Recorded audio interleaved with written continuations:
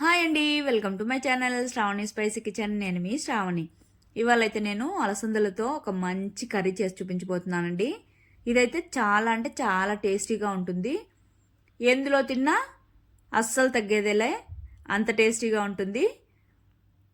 ఇందులో fibre protein ఎక్కువగా ఉంటుంది కాబట్టి హెల్త్కి అయితే చాలా అంటే చాలా మంచిది ఇది తినడం వల్ల.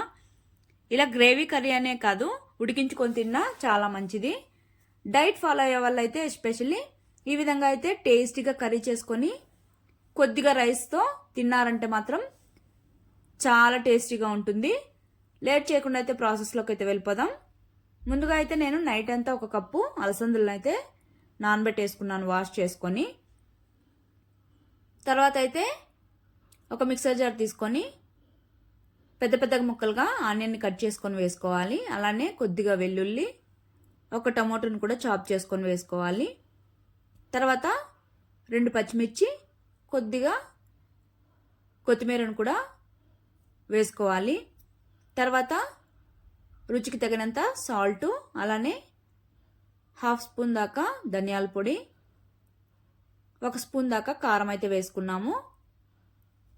తర్వాత 1/2 స్పూన్ దాకా పసుపు, 1 ఇంచు చెక్క, 2 లవంగాలు వేసుకున్నాకైతే ఒకసారి ముందుగా ఒక పల్స్ ఇచ్చి మిక్సీ పట్టేసుకోవాలి.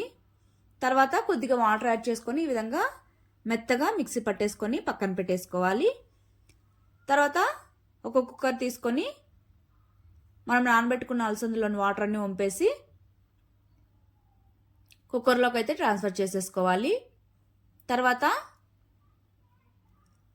మనం మిక్సీ పట్టుకున్న మసాలా పేస్ట్ను కూడా వేసేసుకొని తగినన్ని వాటర్ అయితే యాడ్ చేసుకోవాలి. అంటే మీ కన్సిస్టెన్సీని బట్టి వాటర్ యాడ్ చేసుకున్న తర్వాత ఒకసారి బాగా మిక్స్ చేసేసుకొని కుక్కర్ మూత పెట్టేసుకొని బాగా సాఫ్ట్గా కుక్ అయ్యేంత వరకు కుక్ చేసుకోవాలి. 3 to 4 విజిల్స్ వస్తే సరిపోతుంది. ఇక్కడ విజిల్స్ అయితే వచ్చేసాక స్టవ్ ఆపేసి పక్కన పెట్టేసి స్టీమ్ అంతా వెళ్ళిపోయేంత వరకు కుక్కర్ అయితే ఓపెన్ చేయకండి.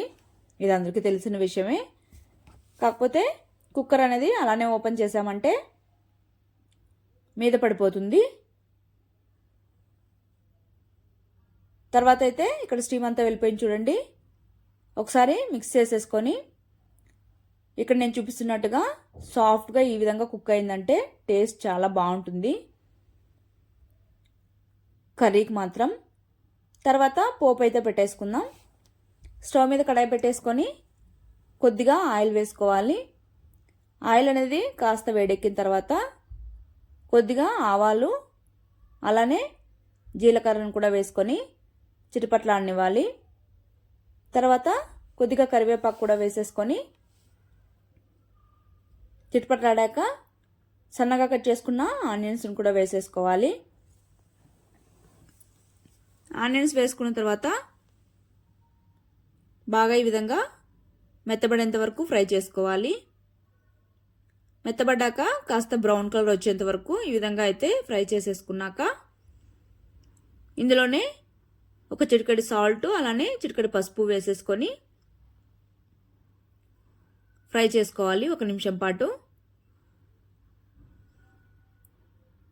ఈ విధంగా ఫ్రై అయిపోయాక ఈ పోపునైతే కర్రీలోకి అయితే ట్రాన్స్ఫర్ చేసేసుకోవాలి. కర్రీలో ట్రాన్స్ఫర్ చేసేసుకొని ఒకసారి మొత్తం బాగా మిక్స్ చేసేసుకోవాలి. చాలా అంటే చాలా సింపుల్గా అయిపోతుంది కుక్కర్లో అయితే. మీరు కుక్కర్లో వద్దనుకుంటే గిన్నెలో డైరెక్ట్గా లేదా కడాయిలో అయినా ఇదే ప్రాసెస్లో అయితే చేసేసుకోవచ్చు. ఇదైతే మాత్రం వేడి వేడి అన్నంలోకి కానీ, రాగి సంగటిలోకి కానీ, చపాతీ, రోటీ ఎందులోకి తిన్నా చాలా బాగుంటుంది టేస్ట్ అయితే.